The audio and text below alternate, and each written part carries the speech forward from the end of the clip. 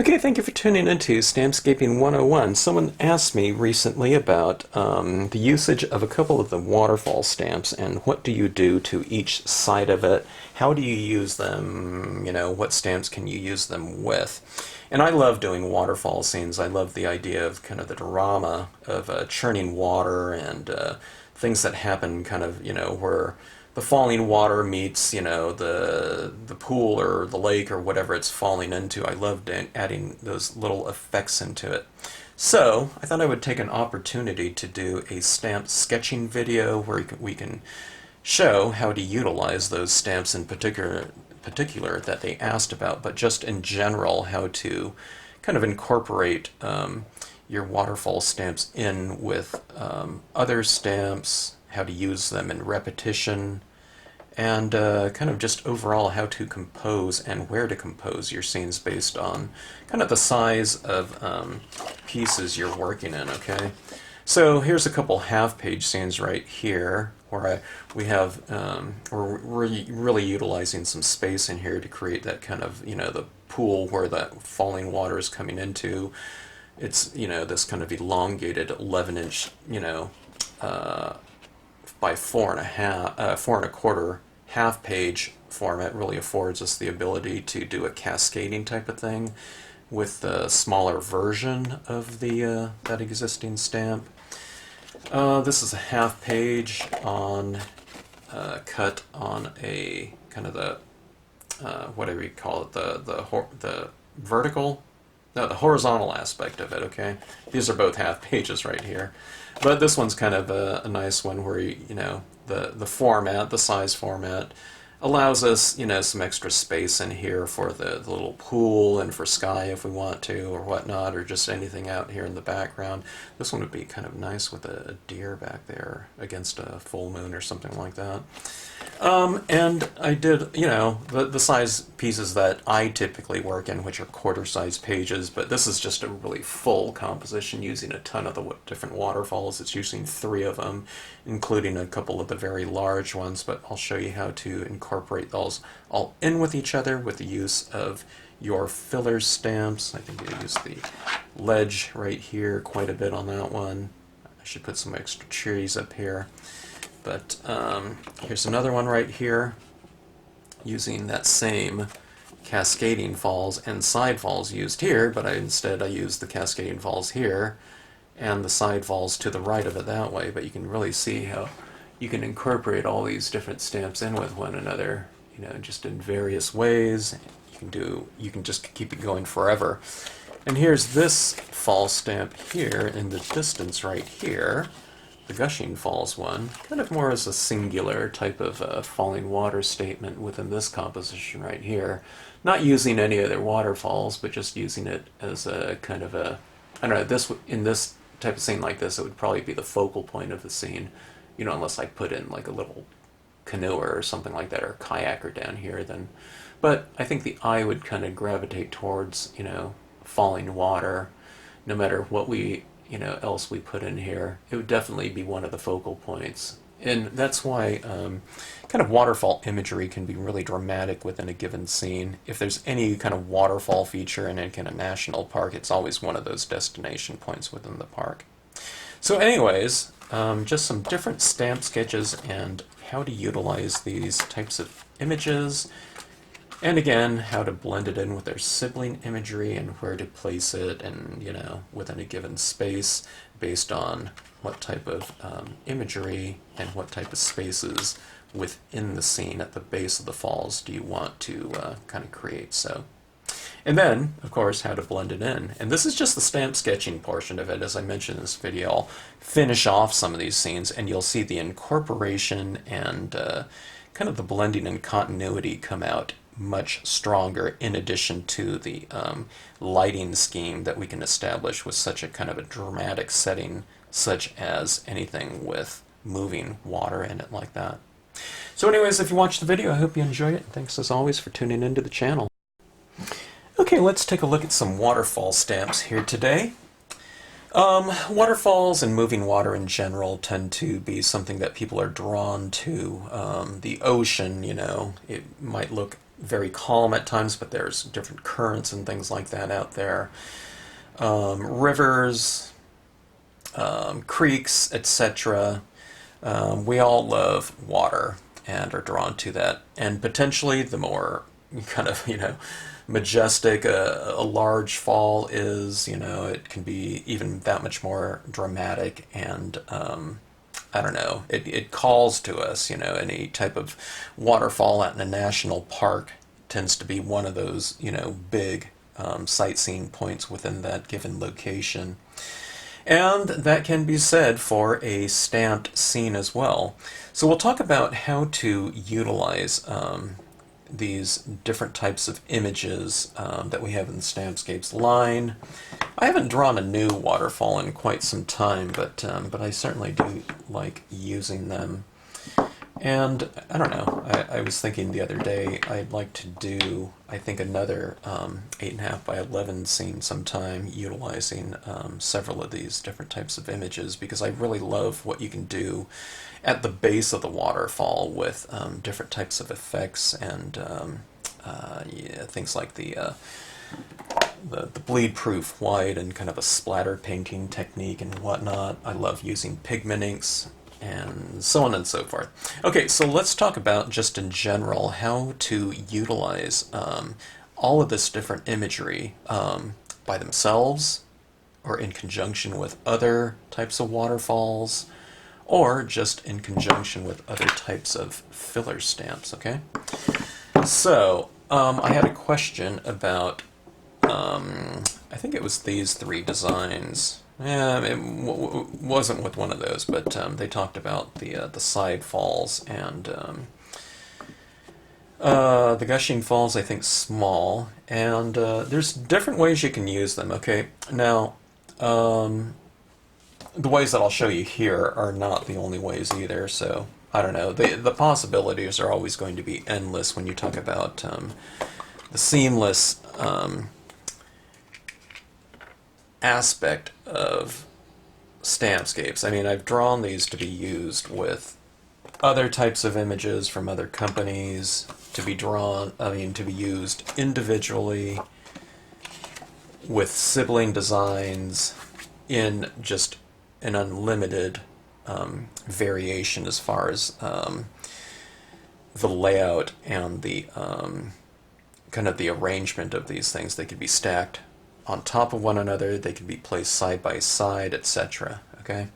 So, with that in mind, let's start off with some different imagery. And what I'm going to do is this is going to be a stamp sketching video. So, I'm not going to finish any of these off in this video. I'll just do a bunch of compositions using them in another video. I'll finish off, well, I don't know. We'll see.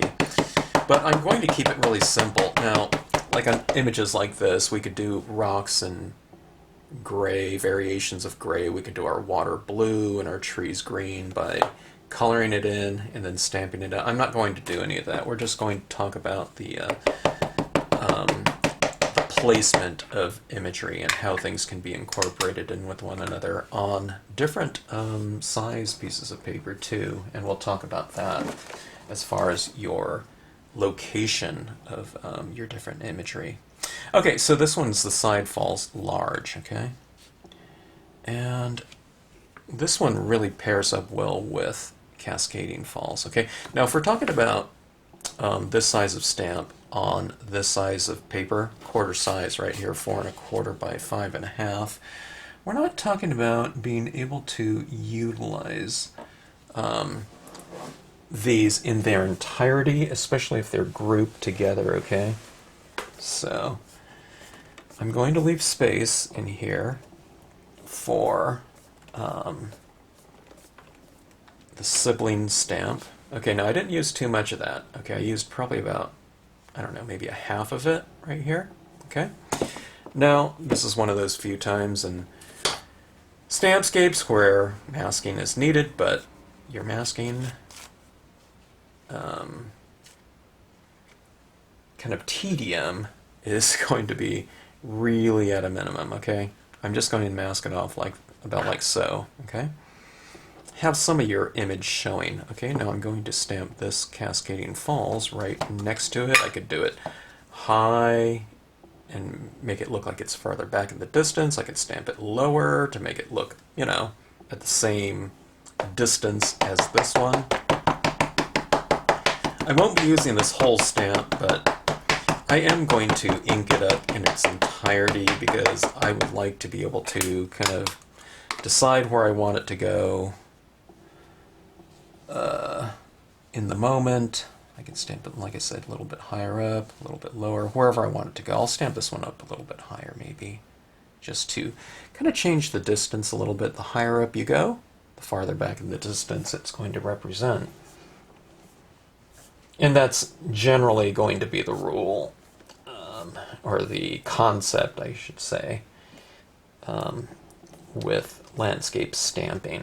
Okay, there's other types of what do you call it, perspective in things like Asian art or whatnot, you know, where things kind of represent, you know, kind of a different time period, you know, the higher you go and things like that within a given composition. But that's not this. This is more scenic stamping. Okay, so I'm giving a little bit of extra pressure around where I have this mask, just so that, you know, I don't have this kind of ghosting separation between the two things right here.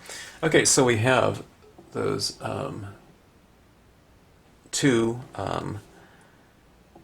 waterfalls linked together right here. Now I have this area in the back here. I could put some other things back there if I want to. I could even put another waterfall back there, okay?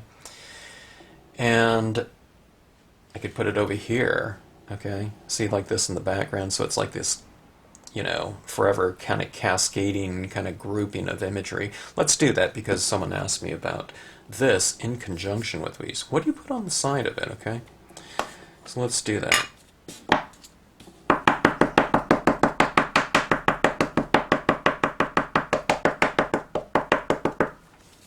I could do this kind of Twin Falls thing too. Maybe I'll do that. I could do this one here, and I could stamp it again over here. I mean, it would be identical, but you know, by the time you kind of color everything in, you can, I don't know, you can shade things differently so that's not so kind of identical.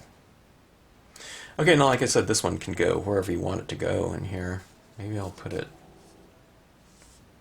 Oh.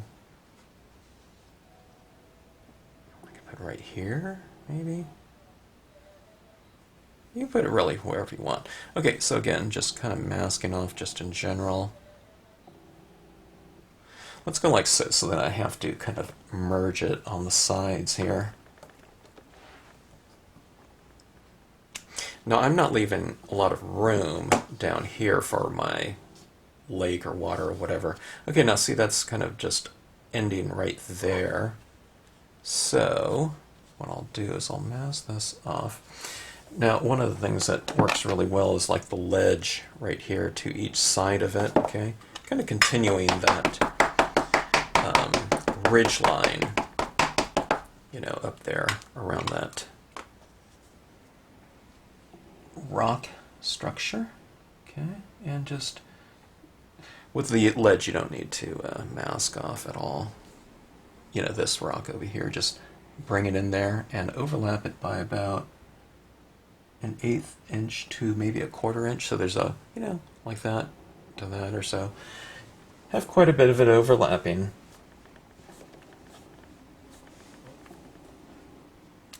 Okay, so we have that. And then we have that little bit there. I won't ink up the whole stamp for that one. You can just come over here. And did I ink up the wrong side? No, I did ink up the right side.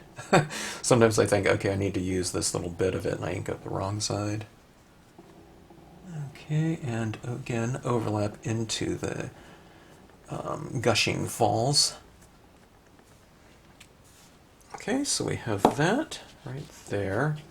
And we have our layout here. Now, this right here is more of like a vertical type of rock structure, but by the time you blend in tones into it, that ledge right there will blend in with the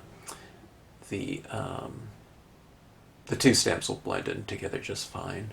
Okay, so everything's a little bit patterned, but what I do is I darken this area in here. I darken the rocks typically, and I leave the gushing water light so that everything right in here blends in really nicely together. But you can see right here, it's nice and seamless because I blended everything in and overlapped everything with each other. Okay, and that's where you get that nice seamless aspect of things. Okay, now let's go for another composition. Let's use the same stamp here. Let's keep it with the standard card size format. Okay, quarter page, and let's do the same thing. But let's come over here. Let's leave a little bit more room for our water, our kind of whatever the lake is kind of. I mean, the waterfall is kind of pouring into. We'll leave a little bit more space down below this time. Okay, so we have that. And let's go with this one. Okay, now see, I want some of these falls here, but that's going to overlap into that quite a bit though, right? So we'll just mask that part off.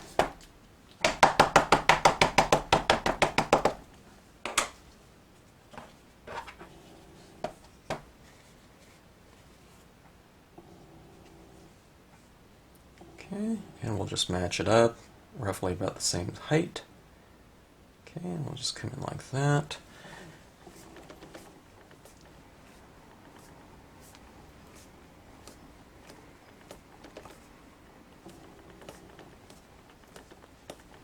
Okay, I'm pressing a little bit, I'm spending a little bit more time pressing on this, making the impression, because I am stamping over the top of this mask, so I want to get plenty of pressure right around where that mask comes in contact. That's why I leave a little bit of that previous impression showing. I didn't press hard enough right there. See right there, that's where that mask was, so it left a big kind of gap like that. But that's no big deal, because that's where you just come in here like this, and you have this kind of tree. There's a lot of trees in here already, so you just go like this right here, and I can put an extra couple pine trees in this case right in here, like that. And no big deal, right? That's why I never sweat any kind of, I mean, I don't want to drop my stamp on there, and I get this kind of, diagonal, impression or something like that. But just in general, that's what scenic stamping is all about. It's about forgiveness and ease of application. When a lot of people think, oh, this is like the hardest aspect of it, it's the most forgiving aspect of it. Okay, so we have that, and we have a lot more kind of foreground down here. We can add, another rock or something like that. I can put myself on another, like, ledge. You know how we use that ledge in the background? Let's say that we're standing on the other side of this lake or whatever that the waterfalls kind of cascading down into have formed. So let me just use a small portion of this, like there. Now we have this little body of water in there, and possibly around the water's edge. Well, let's do something here. We have pine trees in the background right there. And let's throw some larger ones in the foreground right here.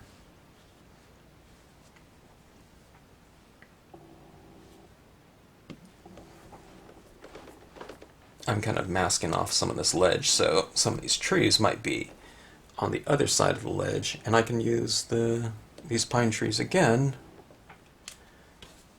See right there? And I can use them in the foreground too if I want to. I can say some are kind of in back of the rocks and some are in front of the rocks.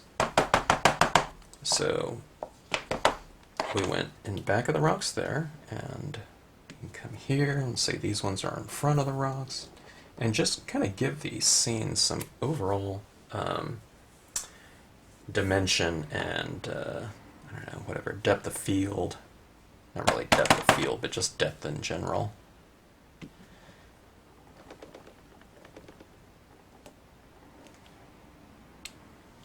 Okay. Anyways, you get the point. Kind of, if you stamp the waterfalls a little bit higher up, then you have, you know, more options, you know, when it comes to doing things in the foreground like that. I mean, you can do it in here too, but, you know, you just don't have what these trees are kind of planted into. You like that ledge, you know, you wouldn't have the foundation, you would just see, you know, you're kind of, you know, at a different vantage point.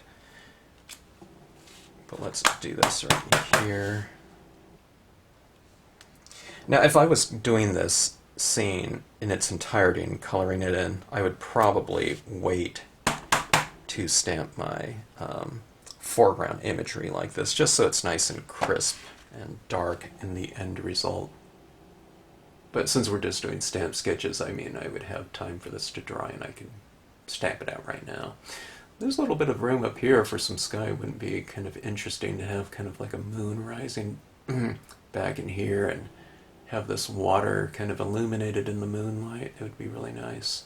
I would darken in all the rocks and kind of just leave my gushing water with, you know, some really pale blues or something like that, and we can add like this mist rising up there. But see how that foreground did? I mean, it kind of obscured some of the waterfalls, but I would have, you know, some mist rising in there and whatnot, and the waterfall, I mean, the trees in front of the waterfall would kind of enhance the overall look, because you'd have something really dark next to something light, and something crisp next to something kind of more diffused, and something near against something farther away, which gives you that extra kind of both framing and perspective. Okay, so anyways, we have those two images. I mean, look at this. I mean, you can just keep going on forever. I mean, these waterfalls, I mean, if I did a really large scene, look at this. I mean, I didn't even try to match this up, but I mean, I can put this in here and they just look like they merged together. This one would need, you know, some of that rock ledge in the background here, but so you go like that, you go like this, you know. I mean, things just tend to, you know, match up very nicely with each other. Like that. You can do a whole, I don't know, you can do 11 by 17 if you wanted to. Okay, so, let's see. Those are kind of using this foreground one. Let's just use this Gushing Falls. Let's use it with something else, you know, just so that it's not just totally a waterfall image.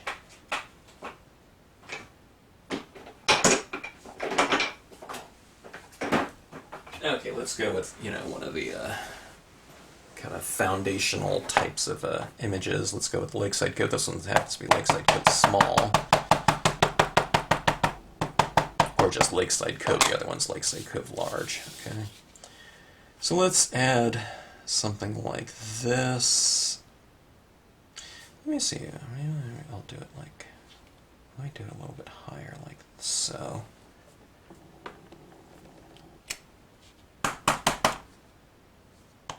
Okay, and I'll come with another one. Something like this. Let's use the Gushing Falls. Now, one of the things I like to do too, I'm not doing it really here, but knowing if I'm going to have this kind of real frothy, churning water type of appearance to this scene, what I'll do is I often blot off the bottom of this so that the imagery down here is a little bit softer than the sharper imagery up top here. Let's do something too. Let's kind of wipe off the edge here. This is the same concept as I've shown doing things like blotting off the edges of your sky stamps, just so that they blend in with their surrounding imagery, their sibling imagery, that much more gracefully, okay?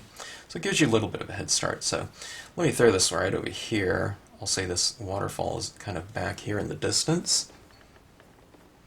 And maybe it's the thing that's, well, I guess it would be the thing that's feeding this lake in here, but do you see how that impression is kind of lighter right there on the sides? All right? Looks strange because it's out there by itself, so that's when you utilize your filler imagery to each side of it. Okay, now this is when you have this kind of blank area. I mean, if I went with something like this, I mean, you could fill in a little bit. You could even fill in with this rock over here and this rock piece over here, okay? If it's just a little bit, and you won't need something like, you know, a filler ledge stamp like this one. Okay, I'll this off a little bit like so. Let me wipe off the bottom.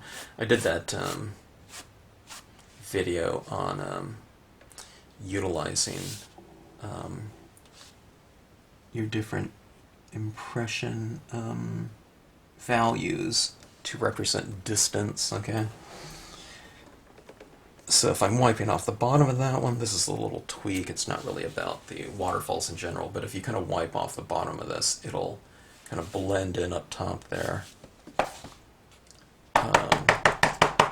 And not obscure the silhouette of your imagery down below quite as much. Okay, so if this is really in dark black, then I wouldn't be able to see the tree line silhouette quite as distinctly. So that's when you kind of just wipe it off like this so that it's a little bit drier down below. Actually, so it transitions from dark to light too, because it's going from wet to dry. Okay, and we'll come right in here and try to overlap that Gushing Falls, overlapping your trees down here. See, I don't even need to blot off my, or mask off my trees down here, because it just blends right into it, kind of in that lighter value, like so. Okay, now we have some trees up here, those little tiny ones, see those? And we don't have any over here, so it's not matching up ideally with the same type of formation, so that's when you just can go in with some additional trees like this. Now we're looking at it like that, but I don't have to utilize that whole thing. I can just use the top portion of them, right? So let's match that up a little bit more. Let's just mask off this ledge, and we'll just go like this. We'll just use the same type of filler imagery. Okay. And we'll just go for some tips here. Like this.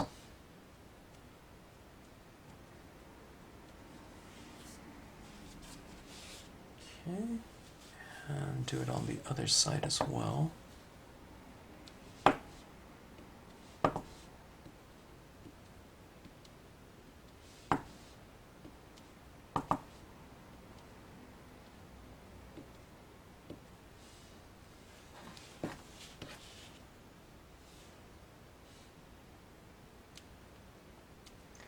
Kind of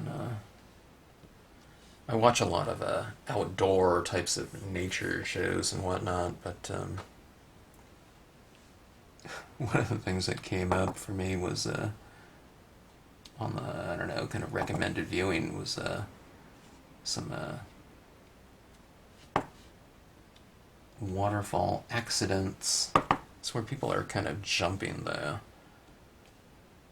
you know, the barriers over at Yosemite and, you know, plunging down 1,000 feet or whatever.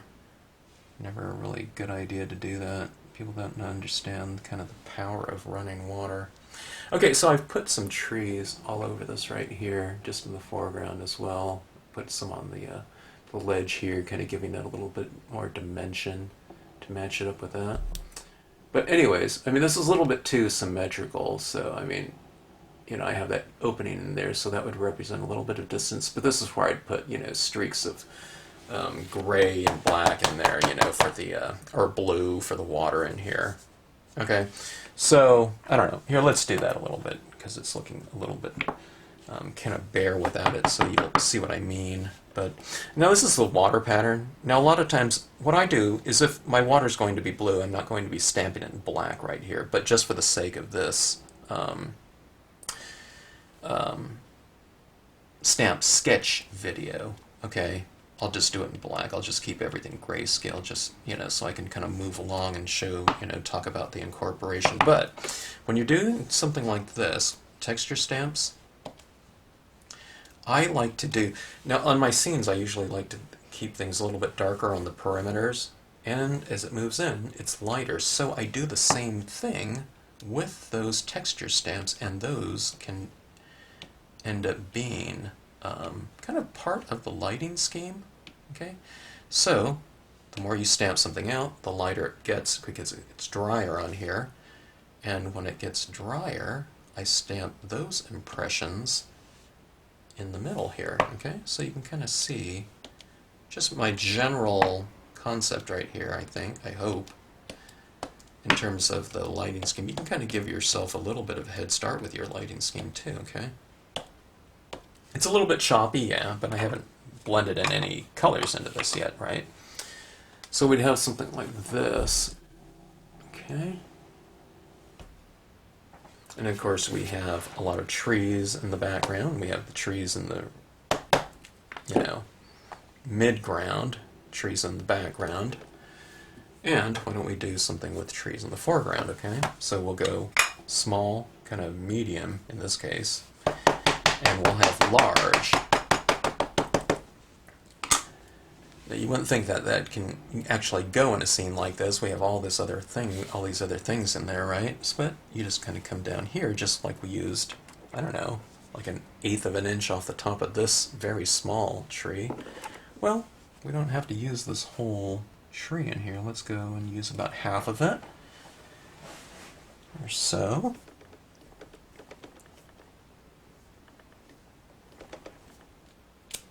I'll go like that. And we'll come up with some other ones in here too.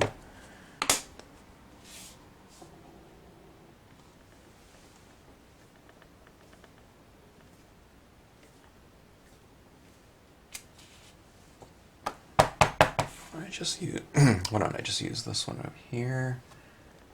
And as I like to do in my compositions, I usually like to leave a little bit of an opening, you know, for the viewer's eye to go in there. This would be a great place for a kayak or something like that. But anyways, there you have it right there. There's the Gushing Falls, and that onto each side of it. This would be nice with some kind of a background trees right in there too. I'll show you how to do that. We have this tree stamp right here. Blot it off, and then really blot off the bottom portion of it like this. Okay? So that it transitions from something kind of fairly light right in here to really light down here, okay? In the middle, take off a little bit less ink than you took off down here, and so it's already going to be kind of more of a grayscale image of that tree, and then it's really transitioning. Okay, so we can kind of have those kind of mid-ground trees right in there, but look a little bit more distant, right? In between that rock, so it kind of creates a transition between these darker trees and the background in there. And these are all simple techniques. You're just kind of blotting off and wiping off, okay? And again, it's kind of it's for a really good effect, okay, of different values of trees. Let me go, so this looks actually pretty good. Darker too, like that. See that? I've placed some darker impressions of it right there. So overall, it just kind of gives it a little bit more kind of depth and dimension. And you can watch that other video on kind of depth and lighting through value from a couple lessons ago. Okay, so Gushing Falls, I really feel like finishing off some of these ones right here because that's what I start thinking about when I'm doing the compositions. I could do this in a sunset color scheme or something like that with kind of golden tones, yellows, oranges, browns, and whatnot. And what I would do is I would illuminate the water in that same color scheme. That would be really fun too. I don't know, I feel like putting some little subject matter down there, like a kayak. Okay, but let's move on. Okay, let's try it in a larger format here. Okay, let's just keep moving here with some additional imagery. Those are... Now, these different types of images can be used together. You can see these ones have been rendered slightly differently. You know, I got into more kind of textures here in this one. This one right here is kind of more of your kind of pure granite-looking texture, but they can be utilized together, okay? One of them has some trees on it, of course, and these ones don't. These ones, I mean, if I wanted to put palm trees behind there, then this could be on Oahu, you know what I mean, or something like that. It could be anywhere. It could be in, I could put cacti next to this, and saguaros and whatnot, and this would be, could be in, who knows, Sedona. You can do, you know, red rocks or something like that. So I've kept these ones a little bit more general, okay? But, that being said, there's nothing that says that, you know, these images can't be used together with one another, okay? You know, Cascading Falls coming down this one. I mean, I can just see it right here. I mean, you can see how they would blend in with one another, okay? But let's try something here. I did a full-size 8.5 by 11 using a lot of the Babbling Brook. I don't know if you used the Brook Falls or not, but I don't know. I really feel like doing something like that again. I want to do it a full size, but I want to do kind of a portrait so I can do these cascading falls, like, you know, water falling into another area, and maybe just, I don't know, really packing in a composition full of that, you know, type of imagery. Well, let's see what this one would look like. Let's go... this is a half-page scene, if I didn't mention that. Let's go vertical on this one. Let's go portrait.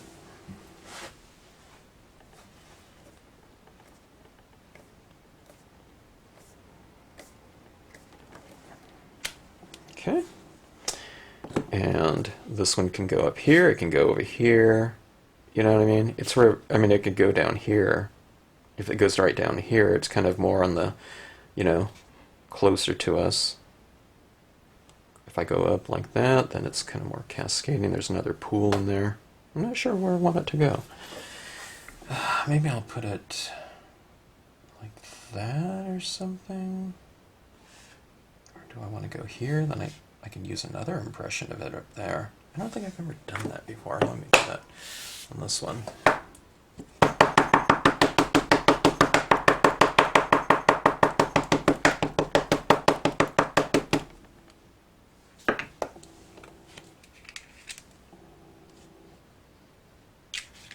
This is my reinker fluid.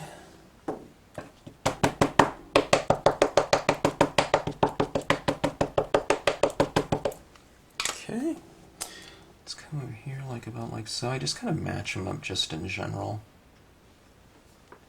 Yeah, I should have used a little bit more. Well, actually, this isn't too bad. I was going to say I wanted more of the falls in there. Then I could have masked it off if I wanted to, okay? But you can see how those kind of merge with one another in terms of the rock structure. But maybe it's better that I had it kind of off to the side because I want to put another one right here.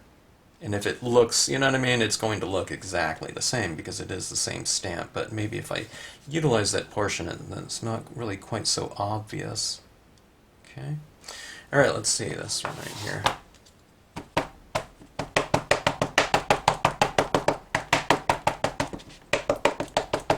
I am really itching to finish these off in some color with some different types of ink applications. Okay. Okay, now mask that one off like so. Okay,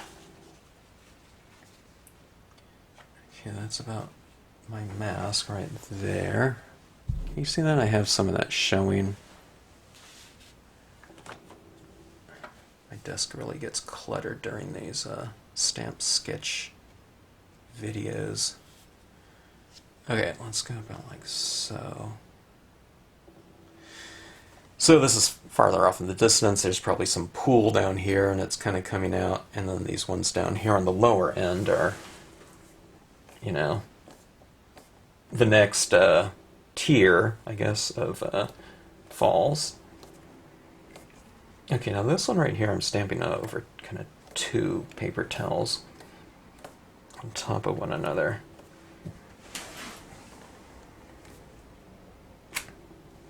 Okay, so we got this happening right here. Falls coming this way, falls coming this way, and this way. Now we have this little area in here. I could just, yeah, why don't I just do that? I'll just utilize the same image here. And I don't need to mask off that, because I'll just blend this right in like so.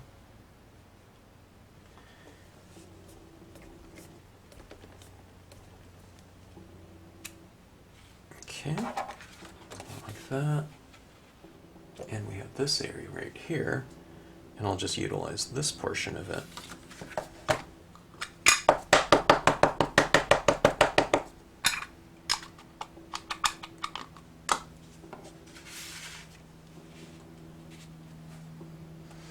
Okay, I'll mask off this bottom portion slightly. Coming like so.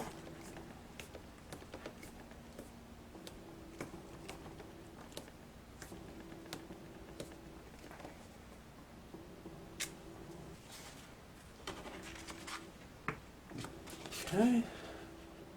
Because it all starts becoming textured, that's when you have to really kind of color your rocks in around this, and it would really bring the focus in on this kind of water like this, kind of coming down. Here's this little creek, it cascades down here, you have some water coming in from this side. And up top there, I mean, it's really whatever you want. I happen to have the pine tree stamps out here, but it would be kind of interesting to have some other types of foliage up here. This one you could do, remember like I did that ledge, you know, on the other scene, right here. You can have a more prominent portion of it down here, you know, to kind of create this kind of like creek type of thing running in here. The boulders with lichens matches up really well because I did these kind of at the same time, you know, so it has that kind of more, I don't know, kind of texture working in there. Or, you know, we can say that this is kind of the brook, you know, it's cascading down in this.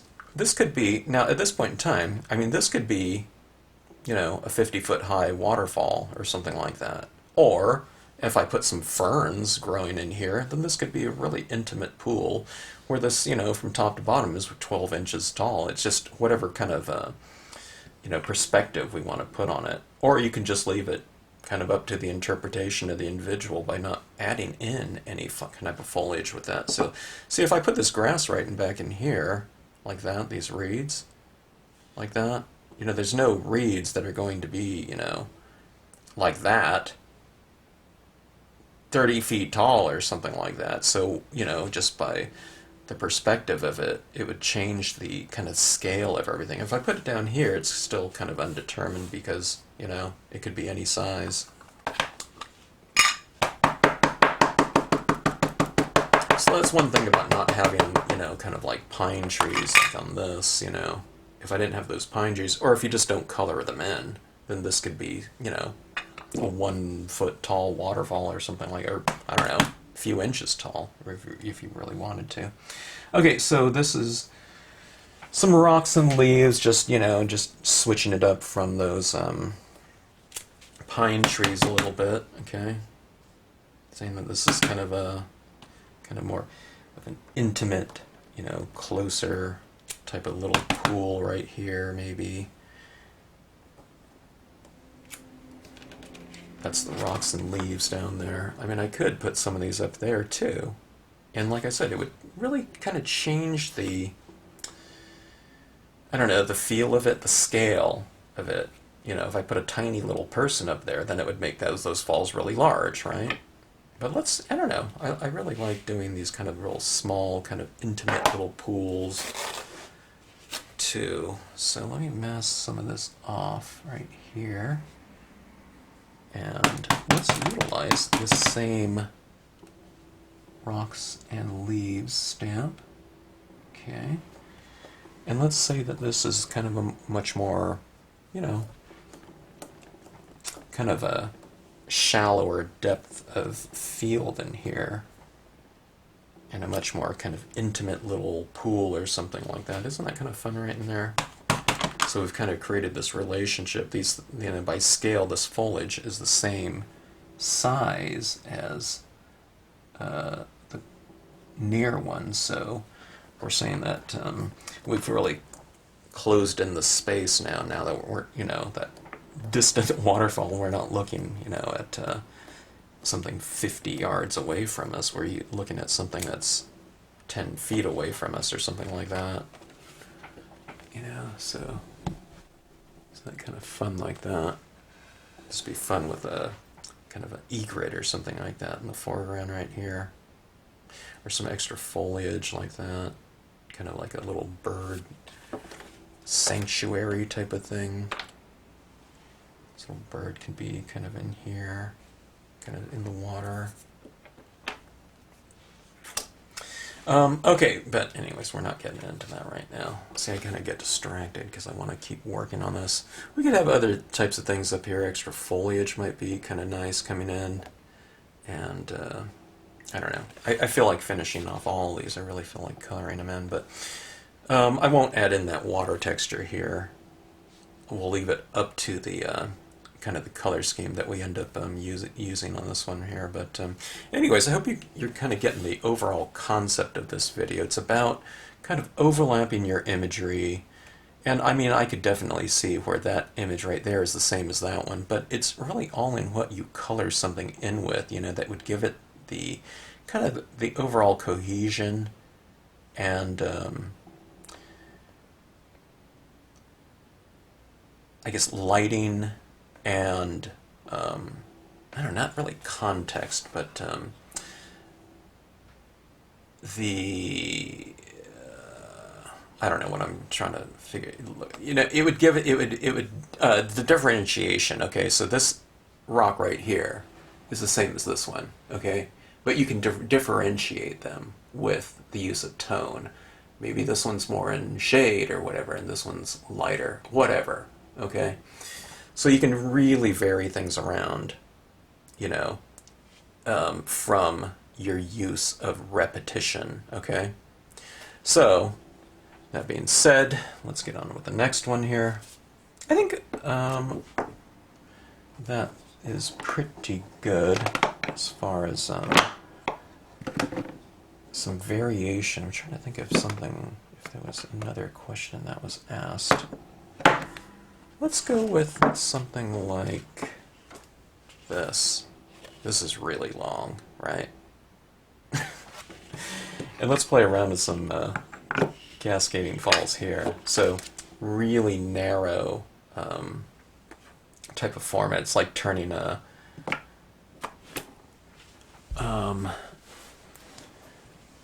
what do you call it? I forget is it 16 by 9, that ratio of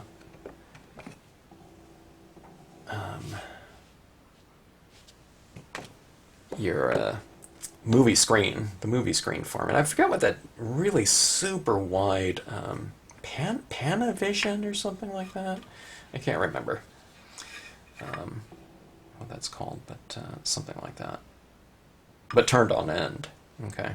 All right, so this is the Gushing Falls here.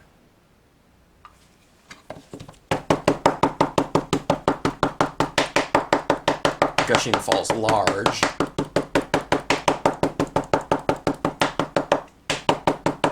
I forgot what I based this one on. There's some waterfall out somewhere in some national park, and I can't remember the name of it. But that's what I base this one on. Okay, so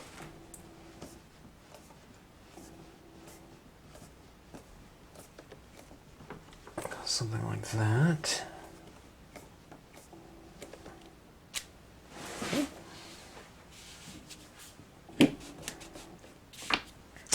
And let's add in some other types of foreground imagery here.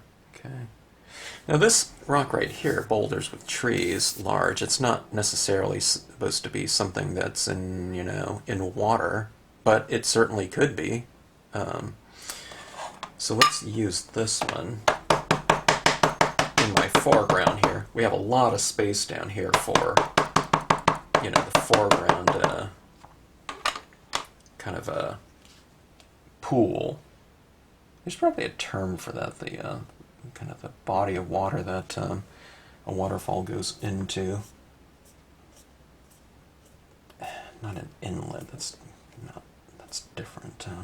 Can't remember if I even knew. Okay, so there's one rock right there. It's just using a small portion of it.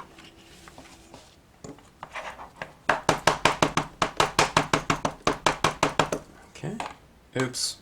I colored in the wrong. Okay, I colored in the same side here. Let's go with another partial impression of it on this side. Okay. And maybe I'll run it right up into this one. I really feel like finishing off a lot of these, but I also want to do an 8.5 by 11. I've kind of become a semi-obsessed in the moment with doing those kind of larger format scenes. Just because you can get more into them. Not that I want to keep doing that, but I want to keep seeing some of these kind of different compositions that I've seen before. And just keep kind of working them a little bit. Okay, those were the boulders.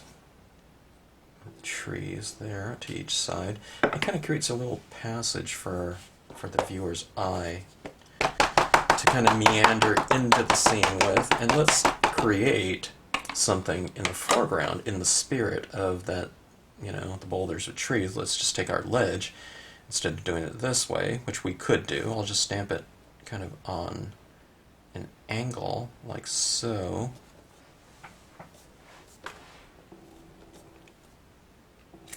Okay, something like that. It's just using a small portion of it because we don't have a lot of space in this kind of narrow format here. Formatting. And let's go with some trees here. Let's add some depth into the scene by having kind of larger trees like this. Masking off the ledge there a little bit.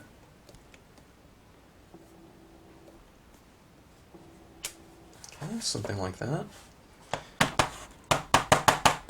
And why don't we kind of balance it off? We'll say that the ledge keeps going down here a little bit more, so I'll kind of frame this off down here.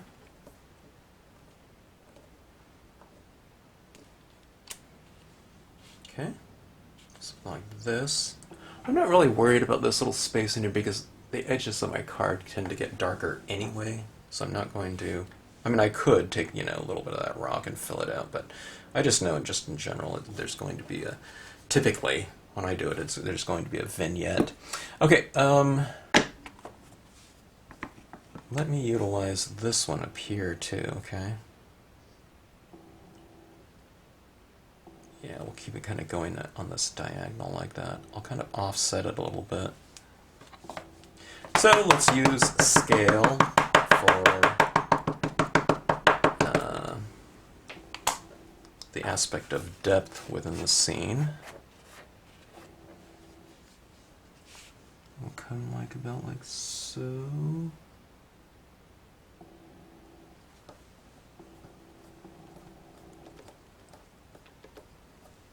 Maybe a little bit too symmetrical, you know, or let's what's the word, I don't know, repetitive in terms of the imagery, but by the time I darken in all this, I will create, you know, a further separation by the use of shade within these scenes.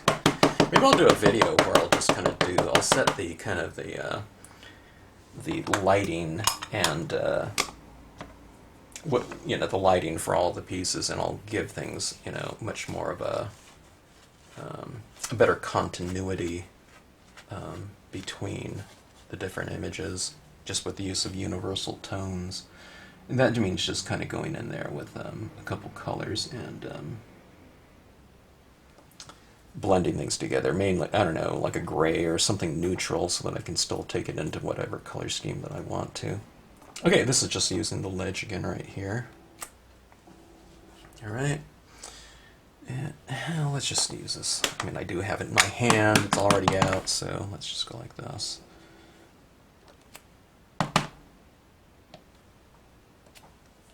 Okay. Go like that. And even like right here, I can come in like that. Okay, that's kind of creating a nice cascading stack of waterfalls. And let's say we have this open space up here. Here, we have enough room on this. By the way, this is, if I didn't say it, this is a 4 1/4 by 11. So this is a half page, you know, cut this way, and this one's a half page done vertically on a piece of standard letter, 8 1/2 by 11. Okay, let's see.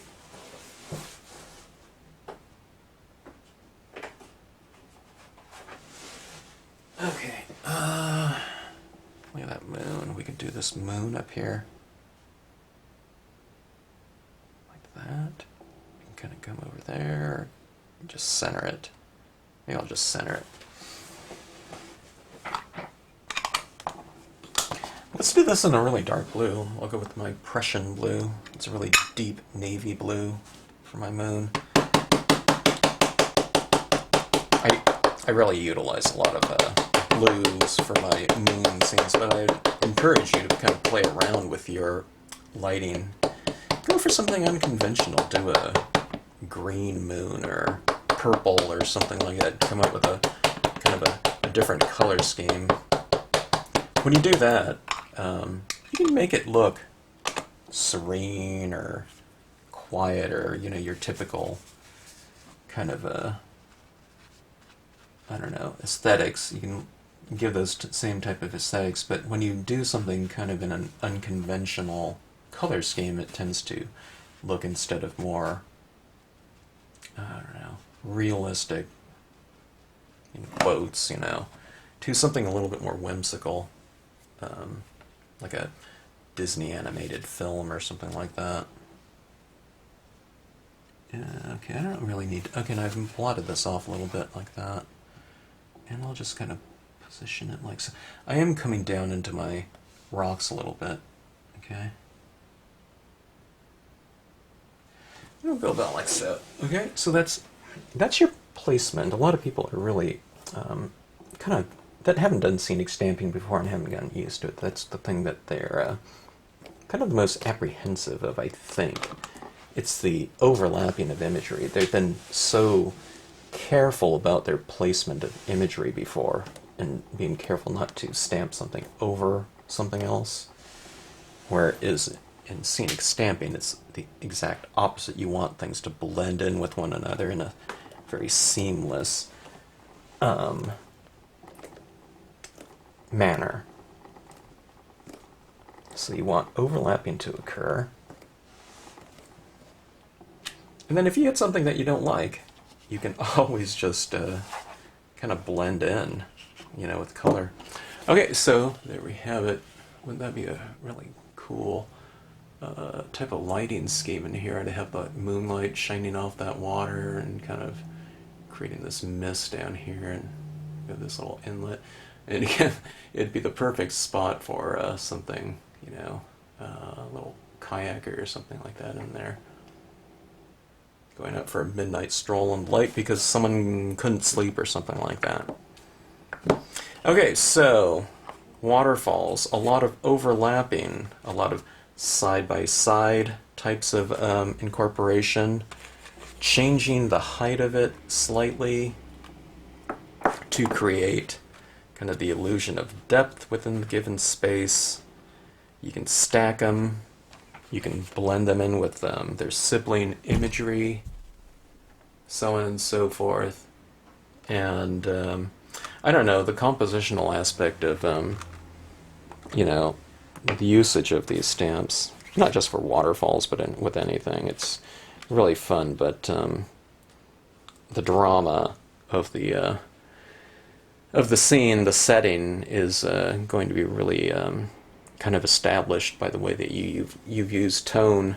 Now, a lot of the things, and I'll talk about this in the coloring aspect of it, but a lot of people, from kind of a logical, or, well, it's not even logic, it's kind of from an associated type of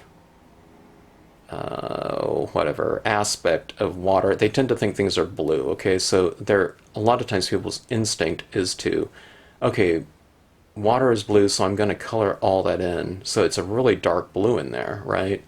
But it's really not. If you kind of, you know, observe from nature instead of kind of going off of kind of associated colors or something like that within a given object or setting, you'll see that there's different types of things. So if I have like moonlight reflecting off water, it's going to be really light. So that being said, just in general, what I like to do is I like to make my surrounding areas darker than that water, wherever it is, okay?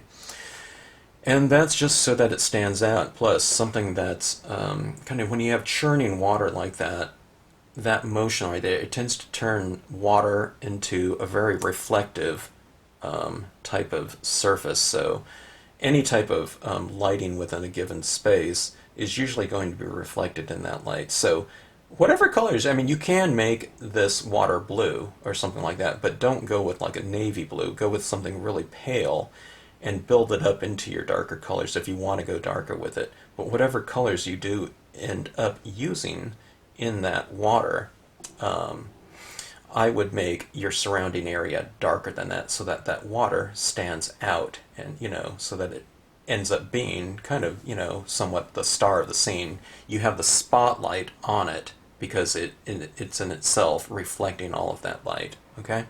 So, and again, if it's a sunset scene or something like that, your water probably wouldn't be blue. It's going to be reflecting the colors of that lighting within that scene. So anyways, that will be for a future video, and I'm sure it'll come up because I'm itching to, I feel like really finishing off every one of these right here. So maybe I'll talk about lighting and that aspect of value when it comes to what colors or what value to use on those waterfalls. Maybe I'll keep that for kind of a separate video. Then we'll finish all these off individually in separate videos and whatnot. So anyways, I hope that comes in handy for those you know, that might be thinking about doing some really fun and dramatic, what could be very dramatic pieces in the form of falling water.